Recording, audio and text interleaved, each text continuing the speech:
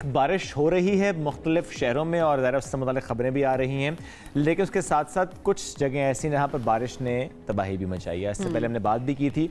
और आज का दिन, आज को पता है आज वर्ल्ड फ्रेंडशिप डे भी है। आज दोस्ती का दिन मनाया जा रहा है। ये अवाम और हुकूमत की दोस्ती क्यों नहीं होती? ये तो अब जाहिर है मुज़ाकरात के चर्चे होते हैं, सिर्फ मुज़ाकरात एक्चुअली होते नहीं है, तो जाहिर है ये अवाम के काम मुज़ाकरात होते हैं हुकूमत से। ये बात वैसे सही है। अवाम से बात करता है कोई? अवाम से बात करेंगे तो मुज़ाकरात ही होते हैं ना, एक तरह से कि अच्छा बात कर रहे हैं, टर्म्स एंड कंडीशन सुन रहे हैं, थोड़ी आपकी बात सुनी जा रही है, उसके बाद आपके मुतालबात पे कोई अमल किया जा रहा है, तो ये तो एक फैक्टर है ना। तो यूँ तो हमें बहुत सी सियासी बातें भी करनी, लेकिन जो मैंने जिक्र किया ना आपसे, एक मौसम का भी मैंने जिक्र किया, फ्रेंडशिप डे का भी, हनीफ अब्बासी सब साथ मौजूद है। आज हम उनसे ज़रा इससे मुतालिक भी बात कर लेंगे। सर गुड मॉर्निंग, कैसे हैं आप? Good morning. नाश्ता तगड़ा किया था यार, नाश्ता ना ये हमारे पे छोड़ दिया था। वो एक तो मैं आपका ब्रांड एम्बेसडर हूँ पहले तो ये कोई शक नहीं, मैं तो यही समझ रहा हूँ। सर हैं बिल्कुल। वैसे इतनी तेज बारिश में भी आप आए, बड़ी बात है। और उसके बाद दूसरी बात ये कि ब्रेकफास्ट बहुत लाइट करता हूँ। अच्छा, बहुत लाइट करता हूँ। आज क्या खाया आपने सुबह? मैंने 2 ब्राउन ब्रेड स्लाइस ओके और 1 फ्राई अंडा। अच्छा, तो मतलब देसी बहुत घी में। तो वो नहीं होता पराठे, देसी घी के पराठे? नहीं, मैं अफोर्ड ही नहीं कर सकता। मैं नहीं खाते अफोर्ड से मुराद ये। अच्छा, मैं परेशान हो गया था। मेरी जो है ना, मेरी बॉडी जो है ना वो उसको अब्जॉर्ब नहीं कर सकती। अच्छा चलें, ये तो वैसे बड़ी अच्छी बात है, वरना हम तो ये सोच रहे थे कि आपके इलाके में जाएं, वहाँ पर जहाँ पर कोई अच्छी निहारी नहीं, निहारी मैं खाता हूँ महीने में 1 आध दफा। अच्छा। और बहुत अच्छी निहारी मिलती है हमारे यहाँ। जब भी आप आए निहारी अच्छी मिलेगी, हाइजेनिकली भी क्लास की है। और मैं नाम इसलिए नहीं लेता, पहले एक दफा नाम लिया तो आपने नहीं लेना। तो इसलिए आप जब भी आना चाहें तो खुली ऑफर है आपको। और क्यों लगी होती है, सारे इस्लामाबाद वाले उधर खड़े होते हैं जाके। मतलब इतनी अच्छी होती है, नाश्ते की दावत होगी हमारी। और पूड़ी हलवा भी होता है। अच्छा, खास तौर पे इस मौसम में तो ज्यादा लोग पूड़ी। निहारी वैसे कराची की अच्छी होती है? नहीं, कराची का मैच नहीं है।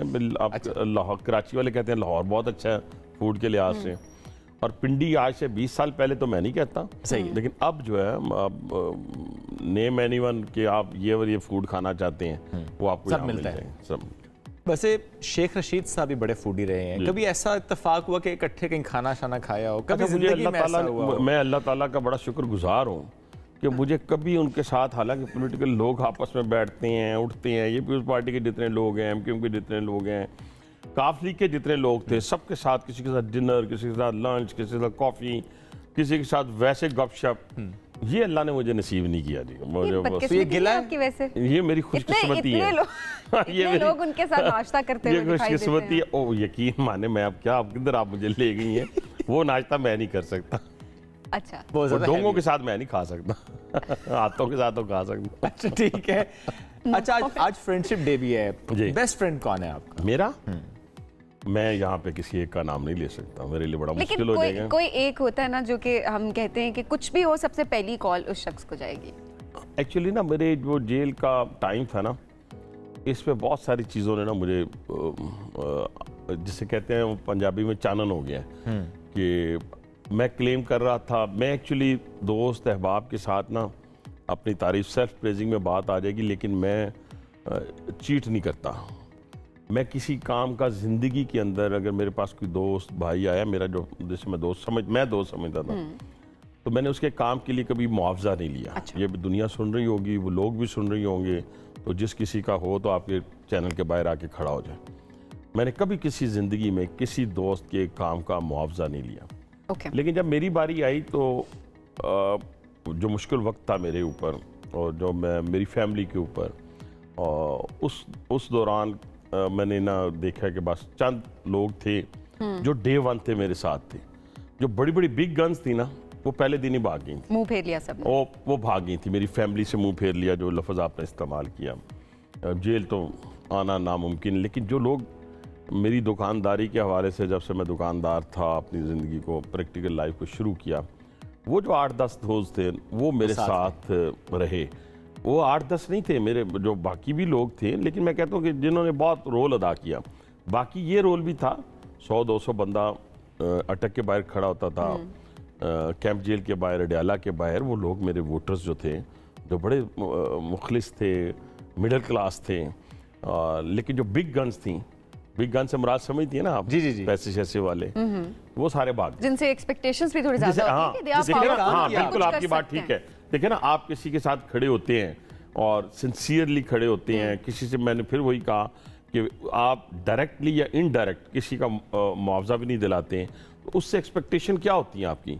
ये होती है ना कि आपके ऊपर अगर बुरा वक्त आ जाएगा तो कम से कम आपकी फैमिली को लुक आफ्टर कर लेंगे, बाकी तो आपने खुद ही सहना होता है।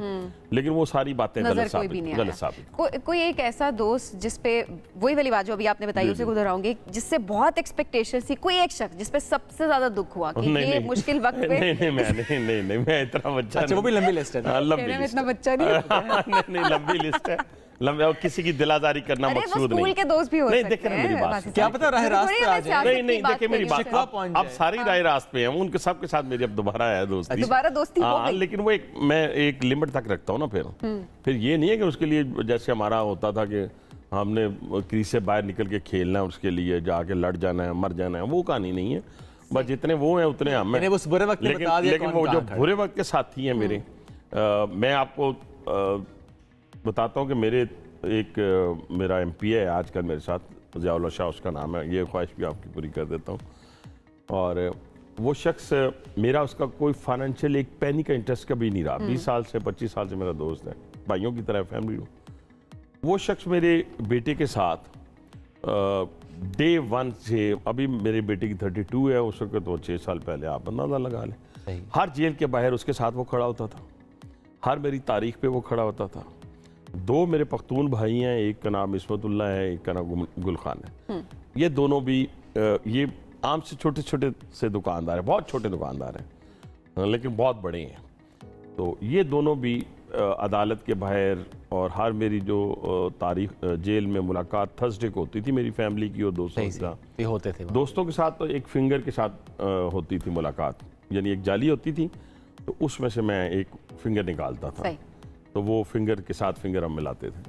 और उनमें से ये 2 हर पेशी के ऊपर और हर मुलाकात के ऊपर ये 2 लोग मौजूद थे। अब देखिए ना, इन लोगों ने जो मुकाम पाया है, तो अब मैं कहाँ यहाँ बड़े बड़े इंडस्ट्रियलिस्ट का नाम कैसे लूँ मैं, या बड़े बड़े मैं किसी और शख्स का नाम कैसे लूँ?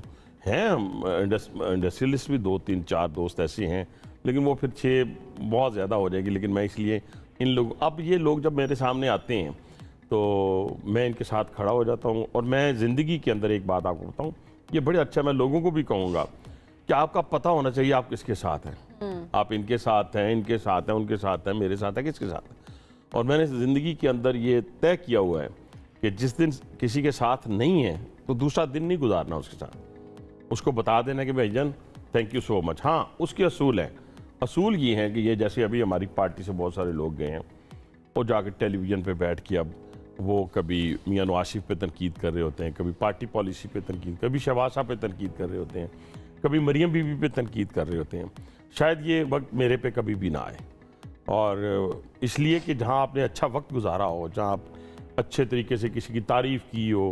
अभी देखें ना, अभी आपने मुझसे बड़ा कोशिश की वो नाम तो बता दें उन पे, जिन पे बड़ी मालूम था हमें, क्या आप नहीं बताएंगे, जिन पे बहुत एक्सपेक्टेशन थी। ठीक है ना, आप ठीक कह रहे हैं, आपकी बातें बिल्कुल ठीक है, लेकिन मैं भी ठीक कह रहा हूं कि मुझे किसी की दिलाजारी मकसूद नहीं है। और हो सकता है कि शायद मैंने उनको बावर भी ना करवाया, और हो सकता है उनकी मजबूरी भी रही, उनकी मजबूरी हो। देखिए ना, जो बड़ा स्टेक होल्डर है ना, उसकी मजबूरी है। कल एक इशू के ऊपर मैंने एक बुजुर्गों को फ़ोन किया। इशू ये था कि जो काजी फाइज ईसा साहब वाला इशू था, मेरे बहुत ही, मैं उनको लव भी करता हूँ, अकीदतमंदों में से भी हूँ।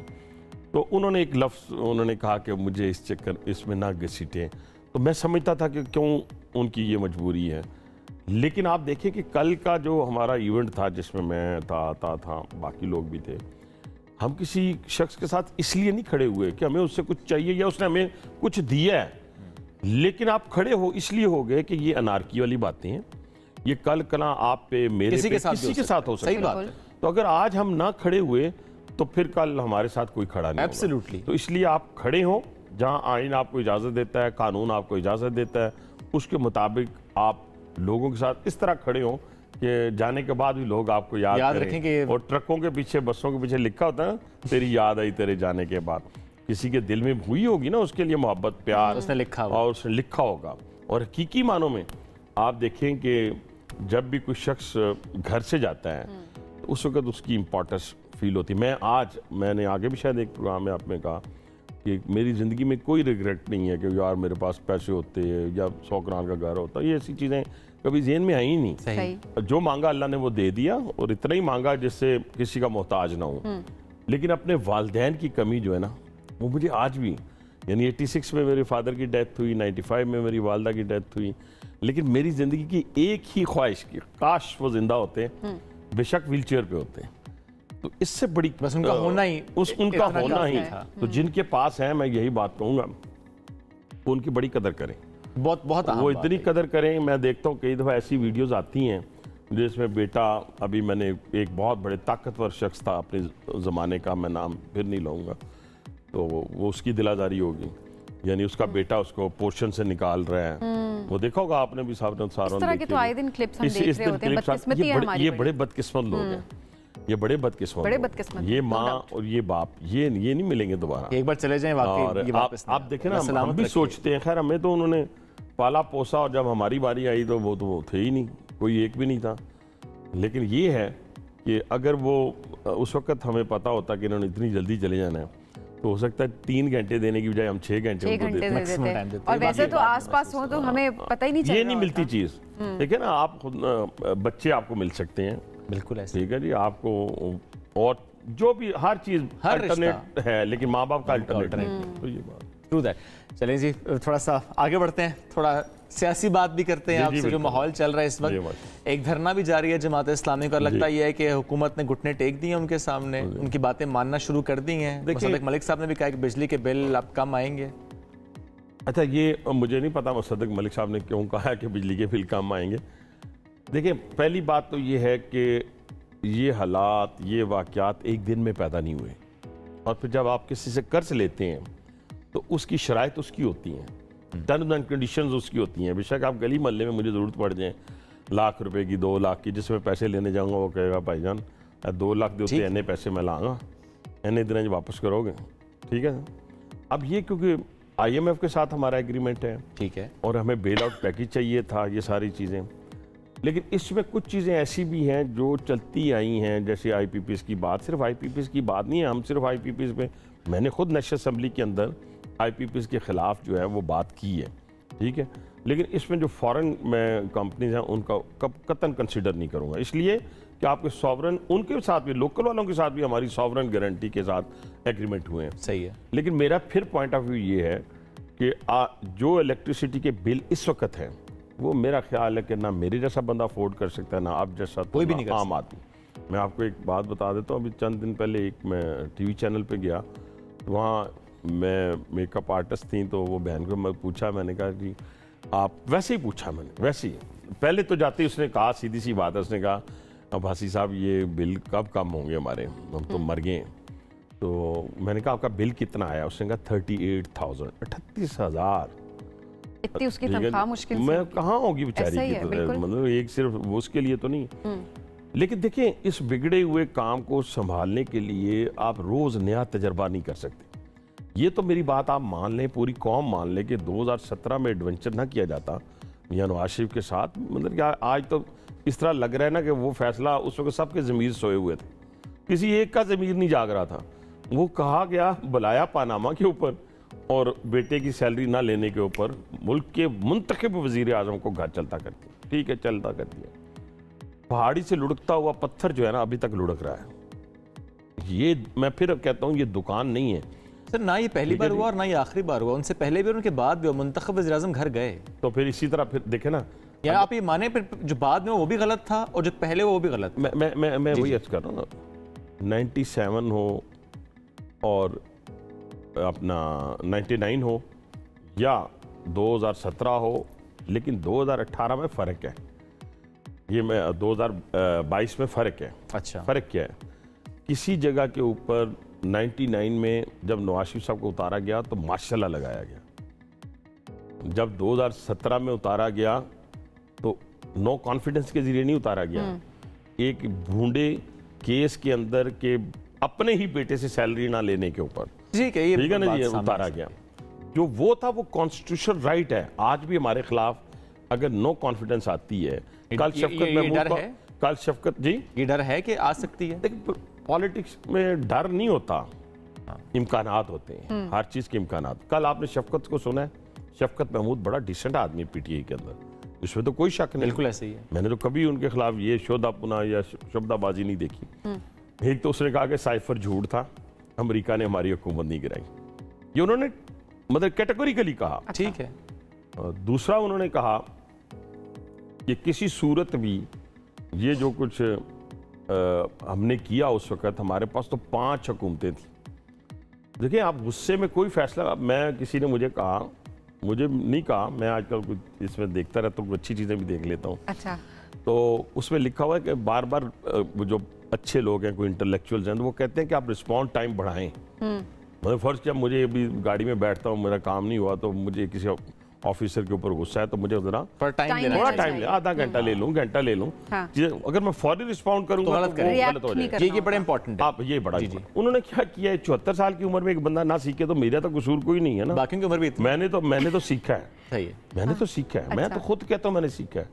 मैं खुद सेल्फ अकाउंटेबिलिटी करता हूँ, रोज सीखता हूँ। लेकिन 2003 वाला हनीफ अब्बासी आज बहुत फर्क है। जेल से पहले वाला हनीफ अब्बासी, जेल से बाद वाला हनीफ अब्बासी। उसने क्या किया उस बंदे ने, 74 साल के, वो गुस्सा कर गया।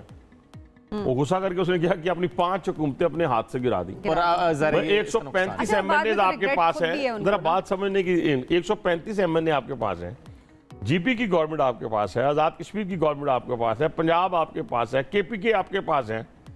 और मुझे बताएं, मुझे पागलों वाली बात है, 1.5 साल रह गए। ये रिग्रेट पीटीआई को है, इस पर 1.5 साल रह गए हैं। आप उस असेंबली में बैठ के टफ टाइम देते। हनीफ अब्बासी साहब, क्या आप लोग भी मुतालबा नहीं करते कि जो इस वक्त अदम इस्तेहकाम है, मौशरी अदम इस्तेहकाम को ख़त्म करने के लिए ट्राइब्यूनल्स के फैसले आ जाएं तो चीज़ें ज़रा वाज़ेह हो जाएं? या आप लोग चाहते ही नहीं है? ये सिर्फ ट्राइब्यूनल्स के फैसलों पे बात नहीं है। देखिए थोड़ा सा ना इसको समझने की कोशिश करें, पूरी कौम समझने की कोशिश करें। एक ऐसा मुल्क है जहाँ पे नेतन्याहू जो इस वक्त मुसलमानों के कत्ल से उसके हाथ रंगे हुए हैं, वहाँ पे एक रेजोल्यूशन पास होती है उसके हक में, उसको बुला के क्लैपिंग की जाती है। उस वक्त जब फ़लस्तीन के ऊपर जनाब बमबारी की इंतहा, उसी हाउस के अंदर ये जो इंतशार से पे मबनी पार्टी है, इसके हक में वहाँ पे रेजोल्यूशन पास होती है और उतनी भारी अक्सरियत से होती है।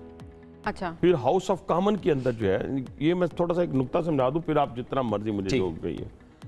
हाउस ऑफ कॉमन के अंदर नेतन्याहू का राइट हैंड खड़ा होता है और हमारी इसी पार्टी के इंतशारी लोग जो हैं वो उनके साथ खड़े होते हैं। इस वक्त दुनिया जो है ना, पाकिस्तान के अंदर अदम इस्तेहकाम को मतलब कि अपने अरूज पर पहुंचाने के लिए पीछे खड़ी हो गई है उनके साथ। और वो जो सोशल मीडिया था, वो सोशल मीडिया इधर पाकिस्तान में काम नहीं कर रहा, वो तो खुद मान गए हैं ये सारे, वो बाहर बैठे हुए, वो अरबों डॉलर इन्वेस्ट हो चुके हैं।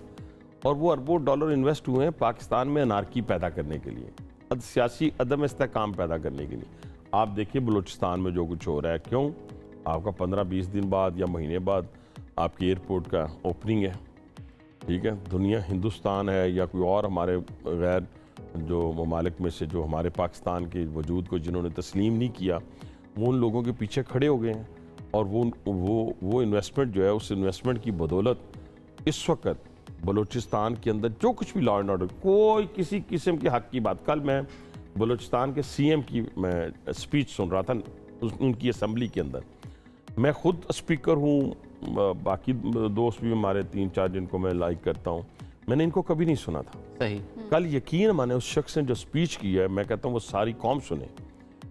उसने कहा कि आप किस हकूक़ की बात कर रहे हैं, किसके कत्ल की बात कर रहे हैं। हाँ, मिसिंग पर्सन हैं, हम कहते हैं कि मिसिंग पर्सन नहीं होने चाहिए, लेकिन जिन पंजाबियों को उठाकर 11 पंजाबियों को उन्होंने वजाहत की, कोई वेल्डर था, कोई मतलब हेयर ड्रेसर था, कोई टेलर था, कोई वो क्या था, बार्बर था, उसको उठा के आपने 11 को मार दिया।